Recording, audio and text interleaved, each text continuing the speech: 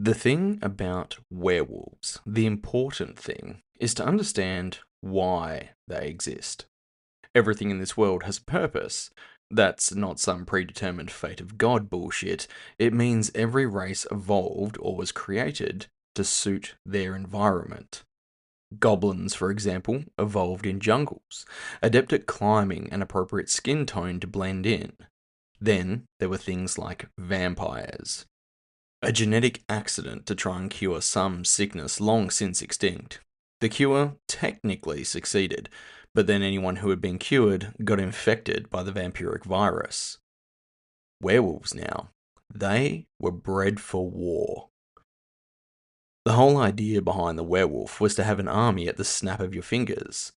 But instead of having soldiers standing around when not at war, getting bored and costing money, why not use the peasantry? They were everywhere and free for the taking after all. They took volunteers. Then they had them experimented on by the archmages of the time, led by one in particular. You might have heard of him, Merlin. Well, his bright idea was to cross them with not just wolves, but other strange and wonderful magical creatures, changelings being one, obviously. Think of it. Your lands are worked, your people go about their lives. You employ a basic soldiery, castle guards, and officers, what you need. Then, if you are attacked, your skillless, weak peasantry turns into the ultimate killing machine to serve their lords and masters, unhindered by any weapon. It didn't go to plan, of course. Their minds were too corrupted by the magic in the end. They were uncontrollable and savage when in their animal form. The attempts to restrict the transformations and limit them only led to the myths and misunderstandings about werewolves, like the full moon fallacy. So, they were meant to be soldiers, protectors, heroes. Good plan, poor execution. But thousands of years later, it led to one thin slip of a girl freeing a city from a short but vicious reign of terror. At long last, the werewolf had become the protector it had intended to be. Where was I? Reva was sitting next to me. I knew these surroundings. An aerial medcraft? Sierra must have pulled out all the stops. My mind was fuzzy, as though I was drunk, but without the fun bit beforehand. My body felt like it hadn't so much been hit by a truck, but by a dozen small trucks. I tried to blink and my eyelids ached. I tried to turn my neck. It felt like lightning down my spine. Something was strapped to my face. Oxygen? A mask? Reva, yeah, that's right. She was here too. Was she crying? That's not like her. I'd been in worse shape than this. Oh yeah, she hadn't been there for those times. I realized I couldn't hear a single thing. It didn't matter. Blackness engulfed me. It was so cold. Everyone says that. It was cold, dark, then there was light. Do you know why? Because it's true. In your mind, in that space only you control, it's a blank, lifeless slate until you call your own private world into existence. I use the word control lightly. It isn't really control. None of us really have any control over anything in life. Control is an illusion. People say they control machines, but they can break down, fail, and degrade. They can become corrupted. People think they control other people sometimes, but these people still have free will. Sometimes it's limited free will, but there is always a choice, even if that choice is only death. Still, people think they control their bodies. This is also false. You can move it, pilot it, but like the machines we build, it can break, degrade, become corrupted. It can fail us despite our best efforts. The biggest lie that we tell ourselves is that we can control our emotions. Do you?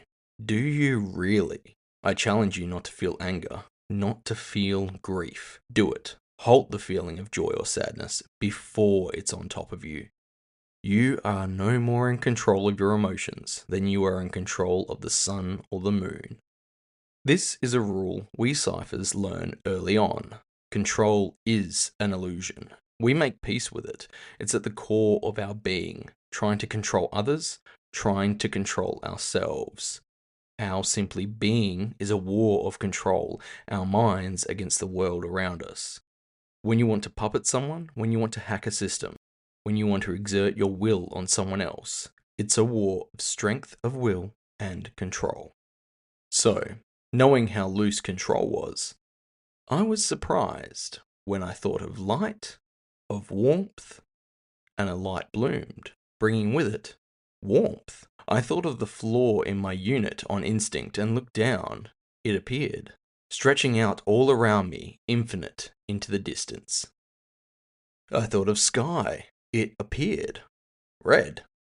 I squinted and it shifted to a pale blue. Lastly, I looked at my own body. I don't know what I was expecting. Naked, probably. No, nothing. I wasn't even solid. I was a shapeless, sketchy blur. You're too unsure of yourself. That voice, it caught me off guard. I shouldn't have heard anything here but my own thoughts. But that voice, the last time I heard it, I'd been telling it to fuck off. Don't feel bad, son. I wasn't exactly being cooperative at the time. A tall, lean silhouette began to emerge from the light ahead of me. It wasn't the same as last time I'd seen it, when that figure had been stooped and frail, clutching an oxygen tank and coughing up a lung. Slowly, as the figure grew closer, details began to cut a clear shape. Cheekbones, a hairline, well-muscled arms, and a set of wide shoulders. He looked like he had when I had been a kid, fit and healthy. A few frown lines and the classic crew-cut hairstyle, the white streak in his dark brown hair, barely noticeable. Those eyes, those sapphire blue eyes, they pierced my very soul. He smiled as I took a step back. He always had a way of making me feel uneasy. Dad? My voice was shaky. How's it going, lad? I looked about me at the blank slate of a world. I knew I was inside my own mind. I knew it. It wasn't some kind of VR construct. The vibes were different. I wasn't dead, was I? How? He shrugged. It's a skill. Most of us don't discover it until it's too late. Cyphers are more than just the bodies we inhabit. We're creatures of energy. You know that. Our bodies, they're just a vessel. We were made this way. I squinted. He was talking nonsense. He waved a hand over the empty air beside him, and a stool appeared. He sat down casually, motioning to me to do the same. I looked down at the empty space next to me like an idiot, expecting a chair to just appear. As the image of my favourite chair at home crossed my mind, it blinked into existence. Fun, isn't it?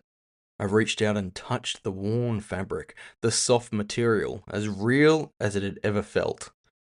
I didn't sit straight away. How? It's your mind, mate. You make the rules here. This is where you find the barrier between the physical world and the world we inhabit. I shook my head. No, how are you here? His smile fell a little bit. I'm not really. Or maybe I am. I don't know. You and I always had a close connection, though. Closer than any of your brothers or sisters.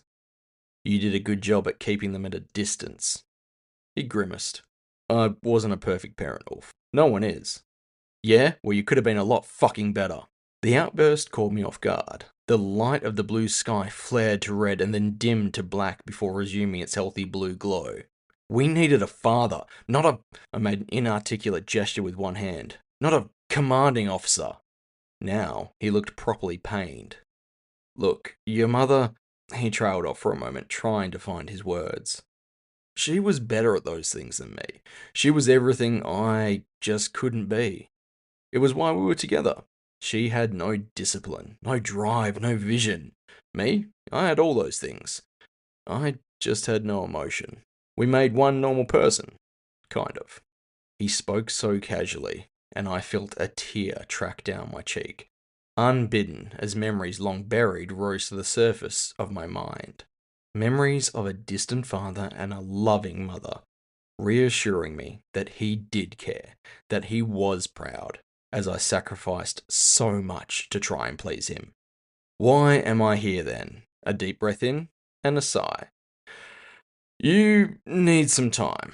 Something traumatic has happened to you. You've come here to be safe, to put your mind back together. And you're what? My spirit guide? My father laughed. It was a proper laugh too, one that I hadn't heard in a very long time. By the gods, no. It turns out I couldn't guide myself through life. I sure as shit can't guide you back. He settled himself backwards, and the stool turned into a clone of my chair. He sunk down into the cushions.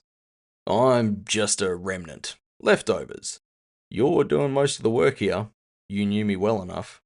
He was right. Our relationship wasn't the most healthy, but out of all of his children, we had been the closest. We'd not gotten along a lot of the time. Mum said it was because we were too similar.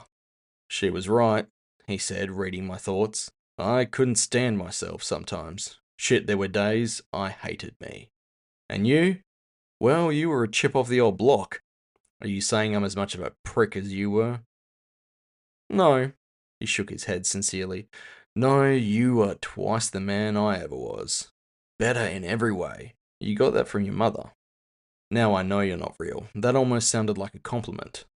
Faint smile lines creased his face, and he chuckled lightly. I think I'm safe to start handing out the odd compliment now. The others won't find out that I had a favourite. It was meant to be a joke. I didn't laugh. How's Fia? Don't you know? You're just my memory, aren't you? He shrugged like it didn't really matter. I don't know what I know. I relented a little. He was dead after all. It was only fair that I give him some leeway, now, if ever. She's fine. I think. Last time I saw her, she was about to eat me. Yeah, she's a little scamp like that. She's a fucking killing machine, Dad. I just watched her eat a man's head brains first. I slid down into my chair, at last, feeling the comfort of the padding and ignoring the feeling of unease, of false reality. She's a good kid. You take care of her. We take care of each other. We sat in silence. My eyes traced the face of the man I had once called father. Well, sir. He was exactly as I remembered him from my childhood, but his attitude was more relaxed. I wasn't used to him treating me like an equal. I almost wanted him to start talking to me like a soldier again. For what it's worth, I'm sorry. I didn't know how to be a father. Fuck, I only knew how to be a soldier. It was all I had to offer. You seem to be doing okay right now. Death gives one clarity. It also takes the pressure off a little bit. I sighed. So what's the point of this? I motioned between the two of us. And why can't I see my own body? I can see you perfectly. Like I said, you're unsure about yourself. Me, on the other hand, you know exactly what you think of me. I've never been more certain of myself, of my choices. We just saved the city from a goddamn madman, a bloody psycho Cypher. He whistled. Whether he was actually impressed or mocking me, I couldn't tell. You laid down your life, huh? Still trying to atone for all those moments? I ground my teeth as I stared him down. Not dead yet, though, I see. When will you finally think you've done enough? When you finally kick the bucket? I gave up on trying to stare him down and looked away. His gaze was too penetrating, too knowing. I'm just trying to make a difference. Yeah, that's what I told myself too. Every mission, every operation. We're not the same, I shot back. Yeah, well, a wolf looks the same as a dog from a distance. I ignored him, still not looking in his direction. You've always been a fighter, Ulf. I'll give you that. Ever since you were little, sticking up for the other kids, you'd take on anyone, didn't matter the size. You never stopped being a fighter. You just got better at it. If you didn't have so much empathy, you'd make a damn fine killer. Even so, I'm no killer. The smile he smiled was that of a snake. I bet you $50. I don't just take lives for no reason. Uh-huh, but you do take lives. I've heard the laughter. You even enjoy it sometimes. Nothing wrong with that, you're good at it. It's okay to find joy in what you're good at. He gave me a flat stare, challenging me to disagree. I've seen you smile before you pull that trigger. They deserved it. It was a weak argument and I knew it. Whatever you gotta tell yourself, mate. If I am a killer, it's because of you. Hey, I just recognized your talents. I helped you sharpen them. And it didn't occur to you that maybe I didn't want to be that kind of person? He gave an exasperated sigh. What do you want, mate? You got out, you did it, you left it all behind. And what did you go and do? You became a hunter, a soldier for hire, a killer for money. You want to help people? You could have become a doctor or a therapist. Or even a social worker, join the fucking Peace Corps, but you didn't. You chose to be a hunter. You're still a soldier, you still kill people for money. You just have the illusion of being in control because you carry a badge now and you pick your own jobs. It doesn't make you any better. Black dog. I was shivering with rage now, my hands slick with sweat, my jaw clenched so tight it hurt. I was standing, I didn't even remember getting to my feet. I took one step forward, the most daring move I had ever made before him in my life. One more word and I'll... The devil of a smile was back. Go ahead, prove my point. We locked eyes, his daring me to make a move, mine defiant until the end. I stood down. It took all my self-control and pride. I stood for what felt like an age, not knowing what to do next, not knowing how to respond. A stalemate between a rock and a brick wall. And he just sat there, as patient as a stone, that damn smile fixed on his face. Take your time. I've got forever. I began to pace. I had to move around. I couldn't just stand there in front of him anymore. It's not fair. It's not fair that you're here and she's not. I'm sorry, mate, but she's long gone. He genuinely sounded sad. It was one thing I'd never questioned. He loved my mother with his whole heart. When he couldn't show it to anyone else, he could show it to her. Sometimes it felt like he used it all up on her and there was none left for the rest of us. It always amazed me that you never held her death against Sophia. Everyone else did. Marcus, Thor, Rain, even Tessie. They would have swapped Sophia's life for your mother's in the blink of an eye if it would bring her back. They never forgave her. My blood cooled. It wasn't her fault. It wasn't her. Besides, I was all she had left. I wasn't going to leave her behind. See, this is what I'm saying. That's your mother, right there. The compassion, the understanding. You keep telling me that you're not like me, but I'm not the one who has to believe it. I keep telling you, you're better than me. Stop seeing all the traits you got from me as a hindrance. That's not the point here. You need to start seeing everything else you have to offer. You spent your whole life trying to make up for these fuck-ups you think you made, but you don't need to. He got up from his chair and took 2 slow steps towards me. You're already good enough. I couldn't stand the tidal changes in my emotions while he stayed so fucking calm. It's too little too late. All this deep and meaningful shit, all of this. I waved around at the emptiness about us. All this spirit guide mind space crap. This is all I have to offer. He shook his head sadly, as though he actually fucking cared. If I didn't know better, I could have been fooled. If you truly believe that, you need more help than I can give you. You couldn't give me shit in life. I don't see what you thought you could do in death. He shrugged, like it didn't really matter. Maybe all this was just me playing games with myself, talking to a memory, fucking with my own mind in delusion. Can't say I didn't try. He pointed down. I looked at my legs. They were visible, solid. I took in my arms, my chest. I was naked, but I was all hard metal augmentations. Harsh, sharp, jagged edges, all military grade, as I had been before. Built to kill. I looked up to see the world around me breaking up into fragments of reality, the floor segmenting and floating away, the sky riddled with geometric cracks. My father floated in midair, drifting backwards slowly as reality around him disintegrated. I'll be seeing you. I gasped in lungfuls of air, as though I'd broken the surface on water, as though I'd been swimming desperately up to save my life. I almost sat straight up, except for the tubes that hooked me to various medical instruments. They caught me short. I breathed short, deep lungfuls of air while my eyes darted around the room, taking in my surroundings. The room around me seemed to be a haze of white light, vague shapes of a window, a door, an IV stand, a screen hanging from the ceiling. A cold metal hand laid itself on my chest to settle me, pressing me gently back into the bed. "It's okay. It's okay. I'm here. You're okay."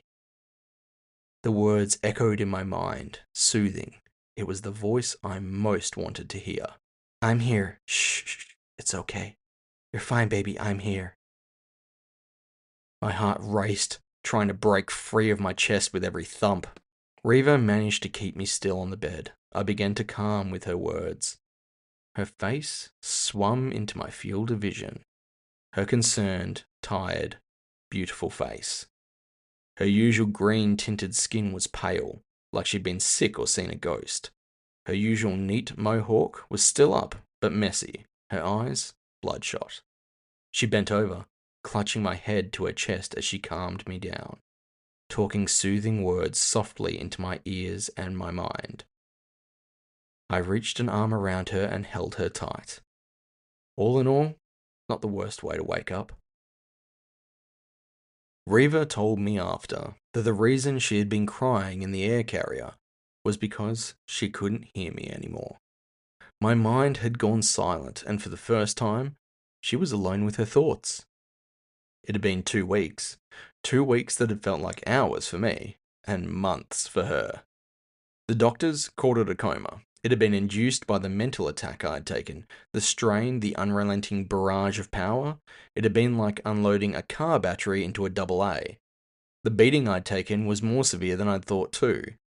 I'd needed time to put myself back together. My mind had taken refuge in the only safe space it had. It had thrown up the barriers, battened down the hatches. It wanted peace and quiet. It was scared. No wonder Reva couldn't hear my thoughts. Somehow, without trying to, I'd locked her out. We sat together in the hospital, one of the few that was still functional, due to it being a private hospital and outside the city proper. Sierra was a major benefactor. She had pulled some strings to get me in.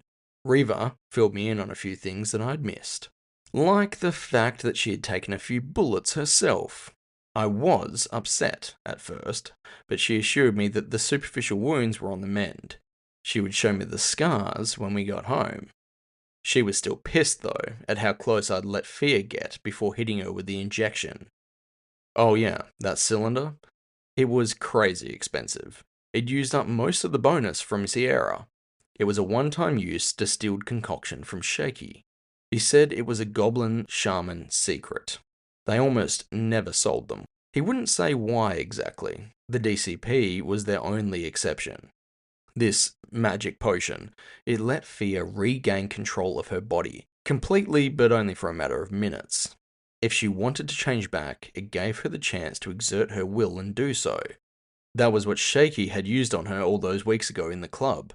It didn't always work, only if the individual wanted to change back. There were packs of werewolves out in the wild who wanted to be wild and free. There was the few mad dogs that popped up in the cities that snapped. They wanted to cause carnage. It would have no effect on them. Fia had never felt the urge to become that kind of creature. She was undoubtedly one of the strongest and most deadly specimens on the continent. It was wasted on her. But it was why she had the tattoos and the inhibitor chips. It was why she had gone to prison last time when she had purposely deactivated those restraints. It was a risk she was happy to take a second time if it meant ending the life of a psychopath that we had only known as the Stranger. Why wasn't she locked up in the DCP holding cells right now? Well, Reva said that the testimony of a few surviving members of the city's rich and powerful, backed up by Chief Inspector Hammond, carried enough weight to save her from the same fate a second time. I had been blown away at Hammond's readiness to let her off scot-free. Turns out he could be a decent person when he wanted to. Reva had snuck me in an iced coffee. I sat up in bed enjoying the caffeine and the sugar. The doctors wanted to keep me in for a few more days. My brainwave activities had been erratic to say the least, and they weren't sure I was out of the woods yet. More tests, some basic observation. It didn't matter. The Stranger was dead. It was definitely him this time. No one could have faked that magic. There's another bonus, by the way. I didn't want to excite you as you're still recovering, but I found something on the stranger's body. My hopes soared through the roof as she spoke, but they were curtailed as I watched her face. She wasn't happy with what she was about to tell me. You're right. He had a book.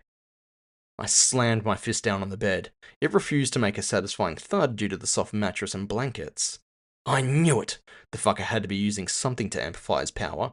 What's the problem? Where is it? She grimaced. Fia has it. It's safe, but it's pretty badly damaged from her. She paused. From Fia's interaction with him? Fuck. Oh, that's not the worst of it, though. Fia said she can fix most of it with some time and help, but it's all in some kind of code, some kind of hieroglyphic language. We can't seem to find any records of it. Just my fucking luck. I find a book that can make me into an arch cipher, and it's in a dead language. Sorry, but at least the guy's dead. Take it as a win. She was right. I tried not to be bitter. It could have been a hell of a lot worse. We still don't know who he was, or where he came from, or how the fuck he got that book. Oh, and there's still a hefty stash of explosives around the city somewhere too. Yeah, not the optimal outcome I had hoped for. I know. Still. She left it at that. Why couldn't Fia have eaten his chest instead of his face? It had been the last chance we had to identify him. I hope it tasted good. It would have been nice to at least have something to go on, a thread to pull, any kind of lead. One of those mysteries we'll just have to live with, Reva said disappointedly. I hate mysteries. I seem to be collecting them lately. Reva fixed me with a questioning stare. While you were asleep? I nodded, staring off into the middle distance, the image of my father's face hanging in my mind's eye. Yeah. Where were you?